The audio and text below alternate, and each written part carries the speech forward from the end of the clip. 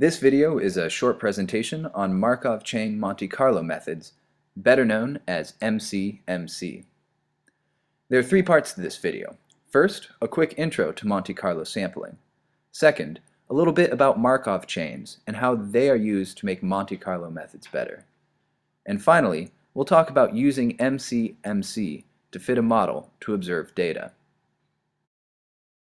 So, Monte Carlo methods cover a broad range, and there isn't a single perfect definition of what is or what is not a Monte Carlo simulation. They're a widely applicable set of computational methods, and they're best used to understand systems where we know something about the system, and we know something about the input parameters that define the system, but we do not have a complete analytical description.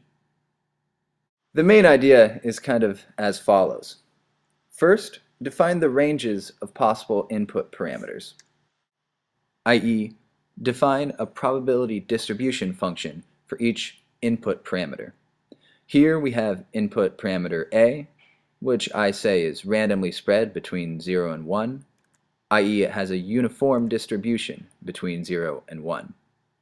We can also have another parameter, maybe this time with a more complex probability distribution function. I'm going to give parameter B a Gaussian distribution with mean 0 and variance 1, which looks, of course, something like that. Second, you randomly sample a single set of input parameters from those probability distributions, generating a set of numbers. For example, maybe our first A is 0.25 and our first B is 0.013. Next, you calculate the output for that set of input parameters. In other words, say we have some function f of a and b whose output we're trying to map. We take our values for a and b for this specific first trial, maybe 0.25 and 0.013, and we calculate our value of f. Here, arbitrarily, f equals something like 11.2, say. Finally, repeat steps 2 and 3 until you think you've properly sampled all of your input parameter distributions, aggregate the results, and use that to explore the distribution of your output, the parameter of interest this whole time. Let's run through a quick example. Let's go ahead and calculate the area of a circle, assuming you didn't already know the actual area of a circle.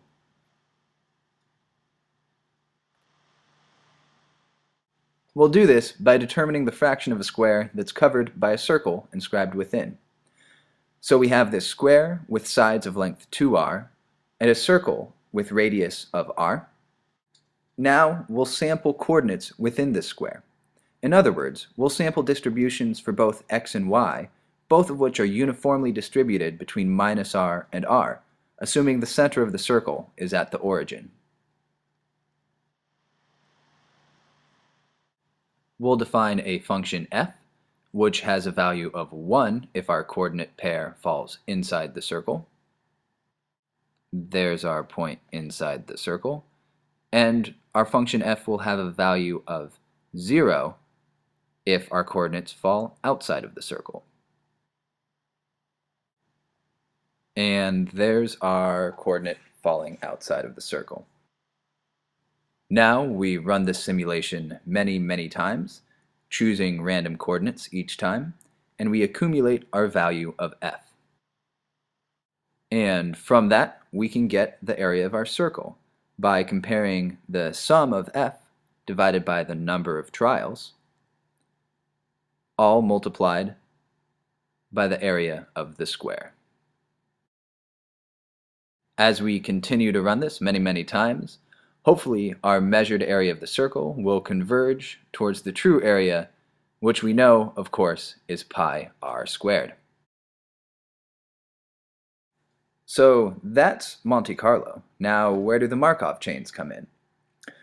Remember, Markov chains are random, memoryless processes, systems whose behavior is entirely determined by their current state, not by their history. Now, MCMC uses Markov chains as random walkers. For example, instead of blindly sampling the input parameters to build up our final distribution of the parameter we care about, we can do it semi-intelligently randomly walking through the regions that contribute most to our final distribution, and ignoring those initial parameter combinations that are very unlikely to affect the final result. Let me explain by example. So, say we have our square again and our circle, and we still want to measure the area of our circle. But for some reason, we don't know a priori that x and y are constrained to be within the range minus r to r. So, to be safe, we sample between a minus 10r and 10r. But we still only care about those coordinates that happen to fall within our square, and therefore contribute to our final distribution. Here, I'm showing the points we care about in red and green again, and those we simply throw away in black. And you see, with the blind Monte Carlo simulation, we just end up wasting a huge amount of time and throwing away many, many points of our simulation. Instead, we can use a random walker that preferentially explores the regions of highest significance. It'll start somewhere and wander around a little bit, exploring the space, till it finds the most important areas, which it will then map very well, mostly ignoring the unimportant areas. So that's why I call MCMC intelligent Monte Carlo. Of course, you have to be very careful when constructing your Markov chain. Specifically, the equilibrium distribution of the chain must, in the end, converge to the true distribution of the parameter you care about. But there are several well-understood methods for doing this correctly, and any reasonable MCMC implementation will do so. Of course, MCMC is most powerful for high-dimensional problems, those with tens of parameters or more, and where the function of interest, our f of xy or f of ab here, is not so trivial to calculate. So now we have MCMC, which gives us an efficient way to run large and complex Monte Carlo simulations. But why should you, and every scientist everywhere, care? In short, because MCMC is a great way to fit a model to observations. Let me explain by example once again. For this example, I want you to imagine that we have a galaxy up there over in the corner, and we want to understand the one-dimensional surface brightness profile of this galaxy. In other words, we want to make a plot of brightness as a function of radius. So, of course, what we do first is we measure it. We observe the surface brightness, and we put those observations on a plot, like so. So now, of course, we want to fit a model to these observations. We want to put a nice pretty curve right through all of those dots on our plot. Now to do this, of course, we need our model. This function here I've drawn of our main variable, r, and the other parameters that go into this model. So the traditional way to fit this curve is by using something like chi-squared minimization or a weighted least squares fitting routine. We'll record the one-dimensional errors in our brightness measurements when we take them, and we'll go through the least squares fitting motions, and assuming the model is not too terrible, we should get a curve that fits pretty well. And, nominally, we'll even get a set of best fit parameters that say something about this galaxy. And of course, once we have those best fit parameters, we can say something about the physics of this galaxy, we can write bunches and bunches of papers, and live the rest of our lives happy and well-funded. But let's be honest with ourselves here. Those radii we observed, those r-value measurements we put on that x-axis, those have errors as well. And even given that, maybe these errors aren't perfectly symmetric. What if they're weird little contours that are different from one another? Now, how do we fit a model to all of that? Of course, we should be minimizing some sort of weighted distance to the curve for each of these data points, taking into account each data point's individual errors and the model's predictions near that data point. This, of course, is pretty messy, and it's hard to do in the framework of a least squares minimization sort of routine. So, how do we do it? One great way to do it, of course, is to use MCMC. Let's reformulate the problem just a little to see how it works. So we have our data, the observations, which I'll call D. We have our model, which nominally describes our data as a function of some parameters. I'll just call those params for now.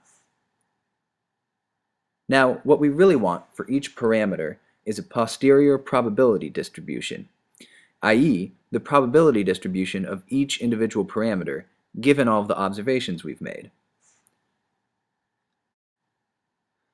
Now, I won't get into it too much, but this basically gives us a plot. For each parameter row, we have a plot of the probability of that parameter equaling some specific value. And once we have that, we can find the best fit value trivially. It's just the mean of this distribution. And we can place confidence intervals on it as well, get back our 90% confidence interval, or any other statistic of value that we care about. In short, this posterior probability distribution gives us every bit of information we could possibly want to know about how our data really constrain the parameters of our model, and therefore how our data constrain the physics of our system that we are observing. Okay, so that's what we want, but now, how do we get it? Well, the Bayes theorem gives it to us straight.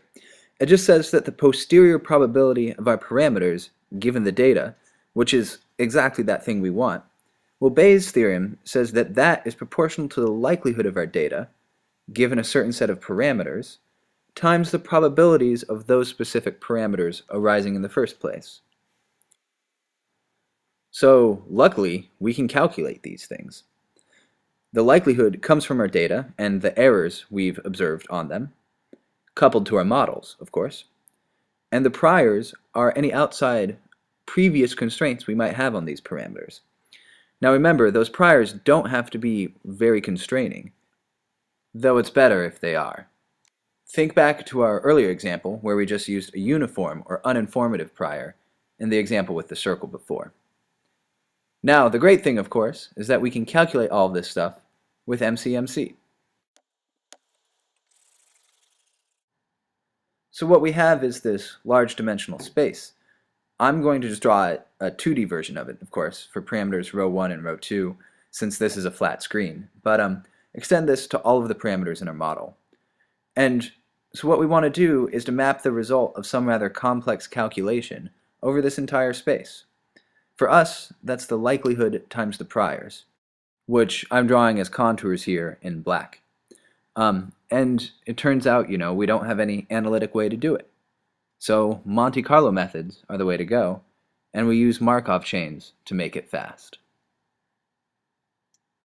So that's a quick picture of how model fitting with MCMC works. You combine your model, your observations, and your priors, and you get a posterior distribution over all of your parameters. And then, using that, you get your best fit parameters, your confidence intervals, etc., etc. So this all probably seems pretty abstract until you do it once. So I've put together a quick example, fitting the surface brightness profile of a real galaxy and real observations to a model that's commonly used for understanding those surface brightness profiles. It's all written in Python, and it's in the IPython notebook. It uses the great MCMC module PyMC, and you should be able to find it and a full description and a link to it on the Astro Baki MCMC page.